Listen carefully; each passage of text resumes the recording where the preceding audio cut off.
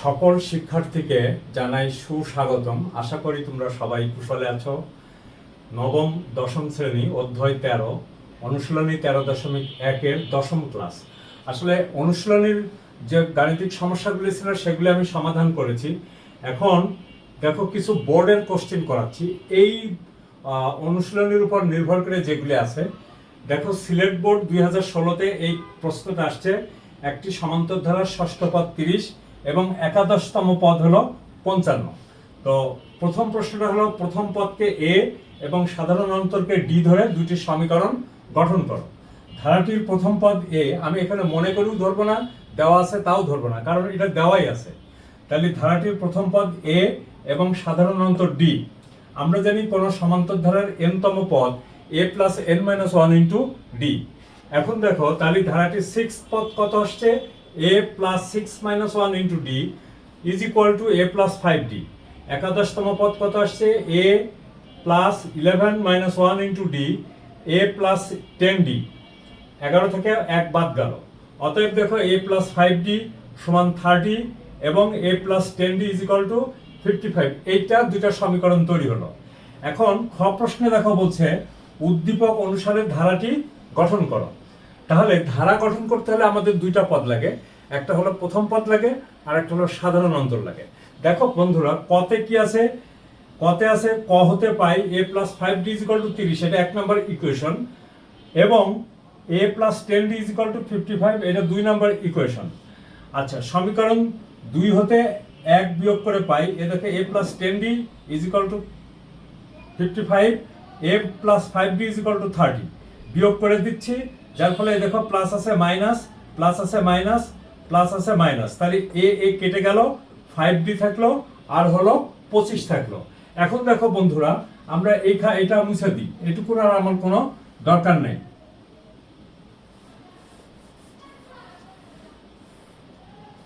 তাহলে দেখো আমরা কি পাচ্ছি, অতএব d সমান কত পাচ্ছি দেখো তো,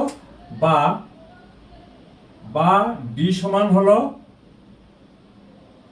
25 ডিভাইডেড ভাগ 5 ইজ ইকুয়াল টু 5। অতএব d ইজ ইকুয়াল টু কত, 5। d ইজ ইকুয়াল টু 5 1 নং সমীকরণে বসাইয়া, 1 নং সমীকরণে বসাইয়া দেখো বন্ধুরা, 1 নম্বর সমীকরণে বসালে কি হয়, a plus 5 into D, D সমান হলো 5 ইজ ইকুয়াল টু কত, 30, বা a ইজ ইকুয়াল টু, এই দেখো 30 বিয়োগ 5 গুণ 5, 5 5 25, বাদ দিলে কত হয় a, অতএব a সমান হলো কত, 5। তাহলে ধারাটির প্রথম পদ 5, সাধারণ অন্তরও 5, অতএব ধারাটি সমান কি আমরা শিখে এসেছিলাম, মনে আছে কি বন্ধু? ধারাটা কিভাবে তৈরি করা হয়, ওই যে আমরা যে সূত্র পড়েছিলাম না, সেখানেও ছিল। অতএব ধারাটি সমান দেখো a plus d plus a plus 2d, এইভাবে হতে হতে যাবে, তারপর এটা হলো a প্লাস 3d ইত্যাদি। এই হলো ধারা। এখন আমরা এর মান বসিয়ে দিই কত, 5 প্লাস দেখো 5 প্লাস 5, তারপরে দেখো 5 plus 2 into 5 plus is equal to দেখো 5 প্লাস 10, 5 দুগুণে 10 আর 5 15। এই হলো ধারাটি পেয়ে গেলাম আমরা। তাহলে দেখো বন্ধুরা, আমরা ক এবং খ প্রশ্নের উত্তর সহজেই দিতে পারলাম। গতে কি বলছে, যদি ধারাটির n সংখ্যক পদের সমষ্টি, তাহলে আমরা গ এটা মুছে দেয়া, আমাদের মনে থাকবে a সমান হলো 5, a সমান 5 আর d সমান হলো এটাও 5। এই দুটো জিনিসই আমাদের লাগবে, আর কিছু লাগবে না। তাহলে আমরা এটা পুরাটা মুছে দিই। আচ্ছা, এবার দেখো গ লিখি। গতে দেখো টেস্ট করে কি দেওয়া আছে, যদি ধারাটির n সংখ্যক পদের সমষ্টি, যদি ধারাটির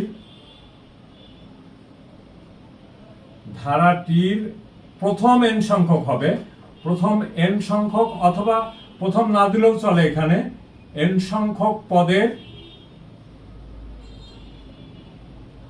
পদের সমষ্টি। কত দেওয়া আছে দেখো তো বন্ধুরা, সমষ্টি দেওয়া আছে 6375 হয়, তবে n এর মান নির্ণয় করো।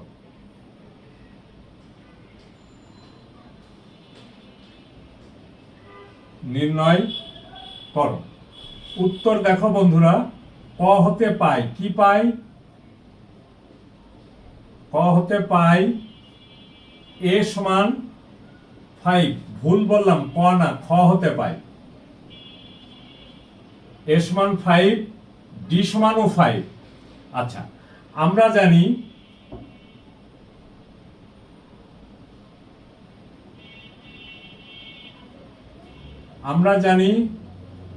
কোন সমান্তর ধারার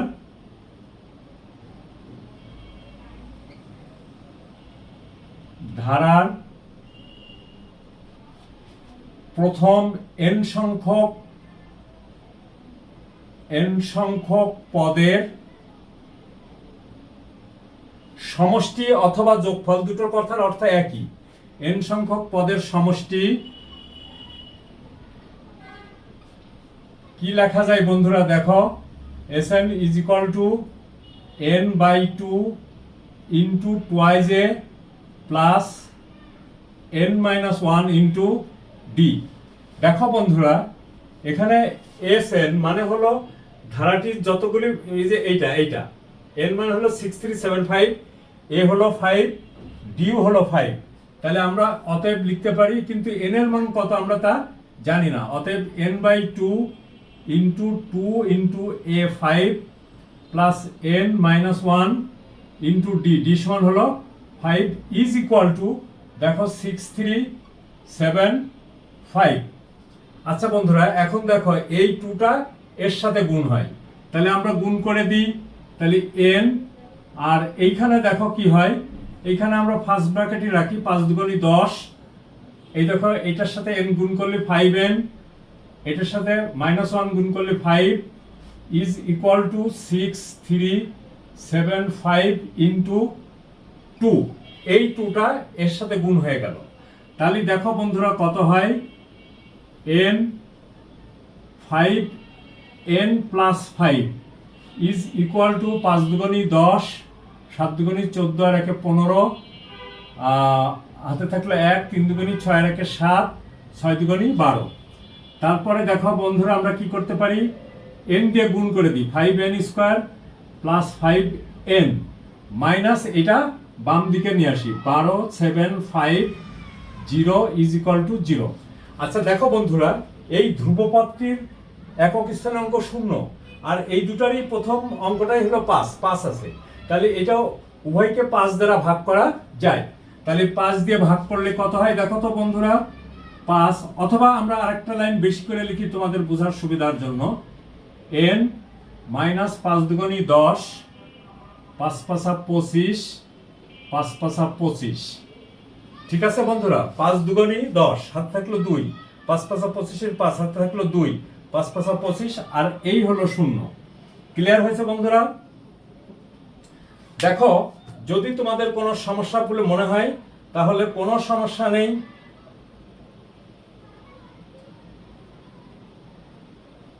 25 50 ঠিকই আছে, ইজ ইকুয়াল টু 0। আচ্ছা, এরপরে দেখো বন্ধুরা, আমরা যে কাজটা করব, এইটা মুছে দিই, এখান থেকে এইটুকুর কোনো প্রয়োজন নাই। তাহলে বা n square plus n minus 2 5 5 0 is equal to 0। এখানে আমরা লিখতে পারি উভয় পক্ষকে 5 দ্বারা ভাগ করে, 5 দ্বারা ভাগ করে, আচ্ছা বন্ধুরা, এখন দেখো এইখানে আমরা উৎপাদকে বিশ্লেষণ করব। দেখো 2550 21 2 2 4 7 5, এখানে দেখো 3 বার যায়, 3 4 12, 3 2 6, হাত থাকলে 1 5। এরপরে দেখো 3 বার যায় না, 5 বার যায়, 5 8 40, 5 5 25। আবার দেখো 5 বার যায়, 5 17 85। তাহলে দেখো বন্ধুরা, এই মিডিল টার্ম ব্রেকটা আমরা কিভাবে করব। এখানে 17টা হলো মৌলিক সংখ্যা, তাহলে দেখো 5 17 85, 3 5 15, 15 2 30, বিয়োগ করলে এত হয় না। তাহলে 17 গুণ 3, 3 17 51, এইটা হবে। দেখো 51 n minus 50 n minus 2550 is equal to 0। বা দেখো বন্ধুরা, n যদি আমরা কমন নিই তাহলে n প্লাস 51, আর এখানে 50 যদি আমরা কমন নিই তাহলে n প্লাস 5 1। দেখো ঠিক আছে কিনা, 0 0 কেটে গেল, 5 5 25 1, ঠিক আছে, ইজ ইকুয়াল টু কত? 0। তাহলে দেখো বন্ধুরা, আমাদের কি আসে, n plus 51 into n minus 50 is equal to 0। তাহলে আমাদের এখানে কি আসছে দেখো, এই উৎপাদক দুটির গুণফল 0। তাহলে হয় প্রত্যেকটি পৃথকভাবে 0 হবে, অথবা উভয়টি 0। হয় এটা 0, অথবা এটা 0, অথবা উভয়টি 0। তাহলে আমরা লিখি, অতএব হয় n plus 51 is equal to 0, বা n is equal to minus 51, অথবা n minus 50 is equal to 0, বা n ইজ ইকুয়াল টু 50। কিন্তু দেখো বন্ধুরা, পদ সংখ্যা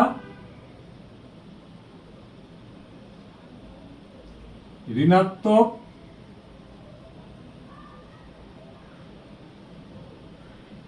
হতে পারে না। অতএব n is not equal to minus 51, অতএব n ইজ ইকুয়াল টু 50। তাহলে ধারাটির n এর মান কত? তাহলে n এর মান হলো কত?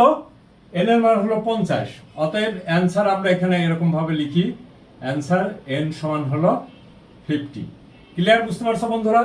তাহলে দেখো, প্রথমে তোমাদের সাথে আমার যেটা শেয়ার করতে হবে সেটা হলো, তোমরা প্রথমে গাণিতিক সমস্যাটা ভালো করে পড়বে, তারপরে কি করতে বলছে সেটা বোঝার চেষ্টা করবে। দেন কি করবে, এই যে ভিডিওটা তোমরা টেনে টেনে দেখবা না, পুরাটা দেখবা, দেখার পরে বুঝার পরে এই জিনিসটা আবার ক্লিয়ার নিজে নিজে করবে, প্র্যাকটিস করবে। Practice makes a man perfect, এই কথাটা মনে রেখো বন্ধুরা।